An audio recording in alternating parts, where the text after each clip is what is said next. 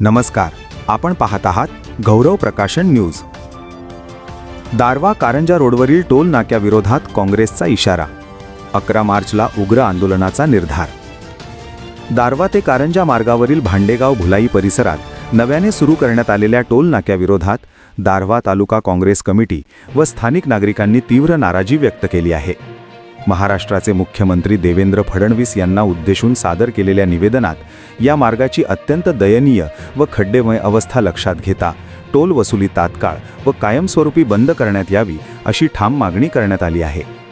निवेदनात नमूद करण्यात आले आहे की दारव्हा कारंजा रोडची परिस्थिती अत्यंत खराब असून दररोज शेतमाल विक्रीसाठी कारंजा बाजारपेठेकडे जाणाऱ्या शेतकऱ्यांना मोठ्या अडचणींचा सामना करावा लागत आहे। व्यापारी, विद्यार्थी व सर्वसामान्य वाहनधारकांनाही या खडबडीत रस्त्यामुळे त्रास सहन करावा लागत असून अशा परिस्थितीत टोल नाका सुरू करणे अन्यायकारक व स्थानिकांवर आर्थिक भार टाकणारे आहे असे काँग्रेसचे मत आहे। विशेषतः दारव्हा ते कारंजा दरम्यान शिक्षणासाठी दररोज प्रवास करणाऱ्या विद्यार्थ्यांवर अतिरिक्त टोलमुळे आर्थिक ताण वाढत असल्याचे निवेदनात स्पष्ट करण्यात आले आहे। रस्त्याची योग्य दुरुस्ती व सुधारणा न करता टोल वसुली करणे योग्य नसल्याचा आरोप करण्यात आला आहे। काँग्रेस पक्षासह महाविकास आघाडी व मित्र पक्षांच्या वतीने बुधवार दिनांक 11 मार्च 2026 रोजी उग्र स्वरूपाचे आंदोलन करण्यात येणार असल्याचा इशारा निवेदनाद्वारे देण्यात आला आहे। प्रशासनाने या निवेदनाचा गांभीर्यपूर्वक विचार करून तातडीने निर्णय घ्यावा, अन्यथा स्थानिकांच्या सहभागातून तीव्र जनआंदोलन उभारले जाईल असे स्पष्ट करण्यात आले आहे। या निवेदनाची प्रत माननीय जिल्हाधिकारी यवतमाळ तसेच पोलीस निरीक्षक पोलीस स्टेशन दारव्हा यांना देण्यात आली आहे।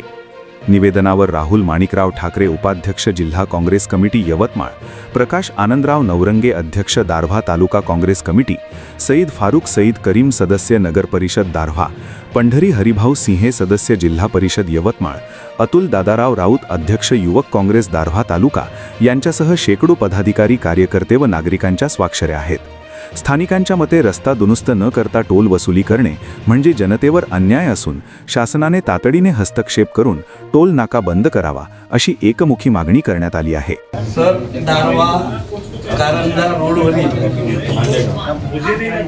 भुलाई भांडेगाव रोडचा जो टोल नाका आहे तो त्यांनी 19 तारखेपासून सुरू केला। रीतसर ते कोणत्याही या परिसरातील म्हटल्यापेक्षा दारव्हा तालुक्यातील कोणत्याही लोकांना माहीत नाही, व्यापाऱ्यांना माहीत नाही, शेतकऱ्यांना माहीत नाही की रीतसर त्यांचं कोणते म्हणजे उद्घाटन किंवा काही माहीत नाही, पण ते सुरू केला आणि केल्यानंतर त्यांनी काय केलं की प्रत्येक जाणं येण्याचा जो भूदंड आहे त्या शेतकऱ्यांवर, व्यापाऱ्यांवर, विद्यार्थ्यांवर, सर्वांवर, आमच्यावर सुद्धा म्हणजे 4 व्हीलर गाडीचा भूदंड ते देऊन राहिले। आमचं एकच म्हणणं आहे की सर तो जो टोल नाका आहे तो कशा संदर्भात, वास्तविक पाहता त्या रोडची काही आवश्यकता नंतर एक खेरड्याला आहे कारंजाच्या समोर, अशामध्ये हा कोणत्याही प्रकारचा टोल नाका इथं कशाच याच्यासाठी पाहिजे नाही, त्या रोडची कोणत्याही सिमेंट रस्ता नाही, कोणत्या प्रकारचे चांगली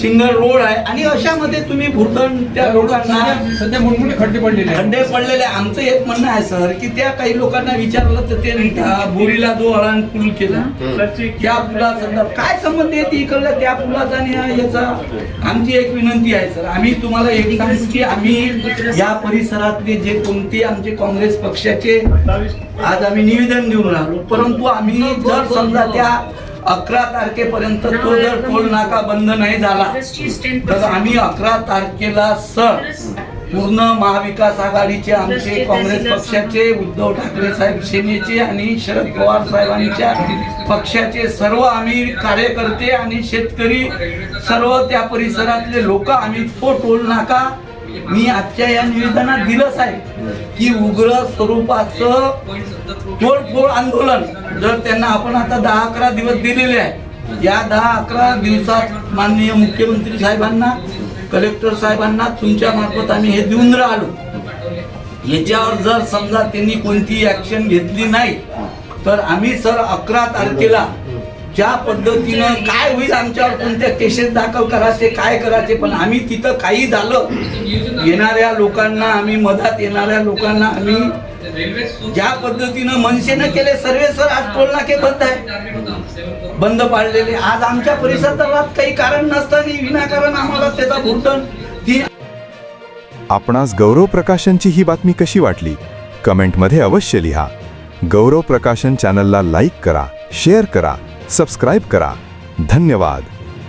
गौरव प्रकाशन न्यूज करिता दारव्हा तालुका प्रतिनिधी करण राठोड.